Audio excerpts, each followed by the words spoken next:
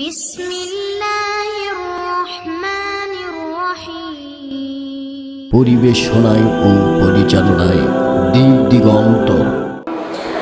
রমজানের দ্বিতীয় আমল, যেটা রমজানের প্রধান আমল, মূলত কি সেটা বলেন দেখি।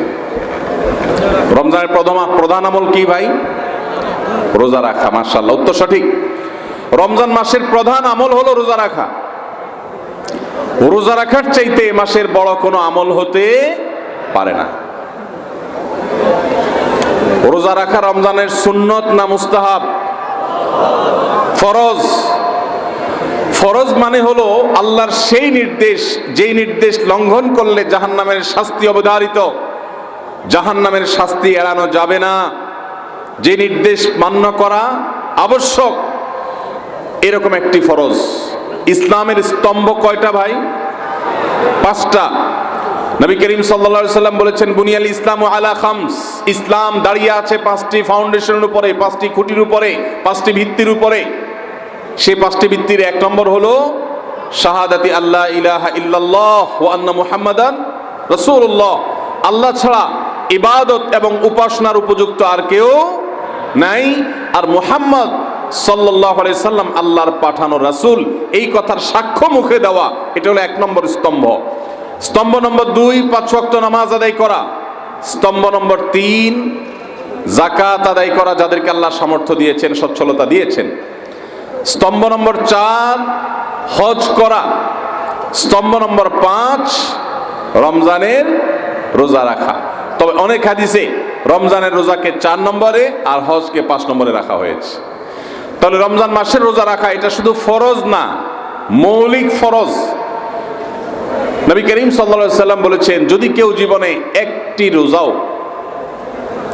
শরিয়া গ্রাহ্য ওযর ছাড়া কেউ যদি ভঙ্গ করে, রোজা না রাখে, রমজানের পরে যদি সে সারা জীবনও রোজা রাখে, দায় মুক্ত হয়তো হয়ে যাবে। সে কাজা আদায় করেছে, কাফারা আদায় করেছে, দায় মুক্ত হয়তো হয়ে যাবে, কিন্তু রমজানের একটা রোজা রেখে আল্লাহর কাছে যে পরিমাণ মর্যাদার অধিকারী হওয়ার কথা, সারা জীবন রোজা রেখেও রমজানের ওই একটা রোজার ক্ষতিপূরণ করা সম্ভব নয়। এই জন্য সবাই রমজান মাসে ফরজ রোজা রাখবো তো ইনশাআল্লাহ। সকল প্রাপ্তবয়স্ক সুস্থ ইমানদারের জন্য রমজানের রোজা রাখা ফরজ। ভাইরা আমার, পৃথিবীতে আজ অনেক বিজ্ঞানী রোজা বা ফাস্টিং এর উপরে গবেষণা করে অনেক বড় বড় পদক, অনেক বড় বড় পুরস্কার জিতেছে। এখন ডাক্তাররাও আমাদেরকে বলে যে একটা সময় আমরা যেন ফাস্টিং করি, একটা সময় আমরা যেন না খেয়ে থাকি, এটা আমাদের স্বাস্থ্যের জন্য ভালো। নবী সাল্লাল্লাহু আলাইহি সাল্লাম সেই ১৫০০ বছর আগে আল্লাহর দেয়া বিধান আমাদেরকে জানিয়েছেন। রমজানে পুরো মাস রোজা, শাবানে মুহররমে বেশি বেশি নফল রোজা, সোমবার বৃহস্পতিবার সাপ্তাহিক রোজা, চাঁদের 13, 14, 15 আইয়ামে বীজের মাসিক রোজা। নিয়মিতভাবে এই রোজায় সিয়ামগুলো যদি পালন করি আমরা, তাহলে আল্লাহর সন্তুষ্টি এবং জান্নাত লাভ যেমন হবে, ঠিক একইভাবে আমরা দুনিয়াতে সুস্থ সবল থাকতে পারবো। আমাদের শরীরে অতিরিক্ত যে চর্বি তৈরি হয়, বিশেষ করে আজকের বিশ্ব বাস্তবতায়, এই চর্বিগুলোকে বার্ন করার জন্য রোজার কোনো বিকল্প নাই। যদিও চর্বি বার্নের উদ্দেশ্যে রোজা রাখলে সে রোজা রোজা নয়।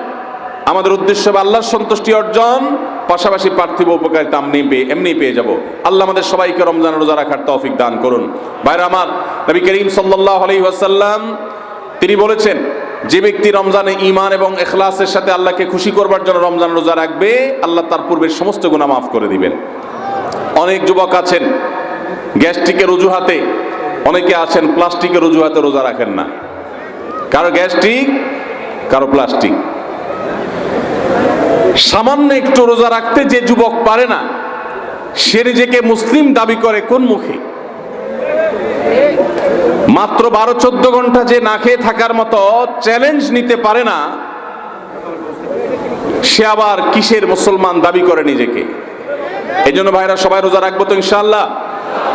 বাসা বাড়িতে বাচ্চাদেরকে কৈশোর বয়স থেকে তাদেরকে রোজা রাখতে শেখাবেন। সাহাবায়ে কেরাম আশুরার রোজা পর্যন্ত বাচ্চাদেরকে রাখাতেন এবং তাদেরকে খেলনা দিয়ে ভোলাতেন, রোজা রাখতে তাদের সাহায্য করতেন। আজ এমন এক প্রজন্ম আমরা গড়ে তুলছি, যেই প্রজন্ম শুধু ভোগ শিখেছে, ত্যাগ শিখে নাই। বাচ্চা কাচ্চাদেরকে দেখবেন মা বাপ বড় বড় মোবাইল, স্মার্টফোন তাদের হাতে তুলে দিচ্ছেন। তারা মুখ দিয়ে কোনো কথা বললেই সেটা নেওয়ার জন্য, কেনার জন্য বাপ মা অস্থির ব্যাকুল হয়ে যাচ্ছেন।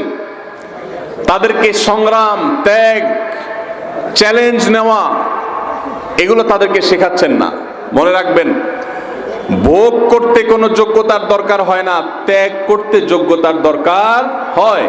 ভোগ করতে সবাই পারে, ত্যাগ করতে সবাই পারে না। এজন্য সন্তানকে ভোগ নয়, ত্যাগ শেখাতে হবে। আল্লাহ আমাদেরকে তৌফিক দান করুন।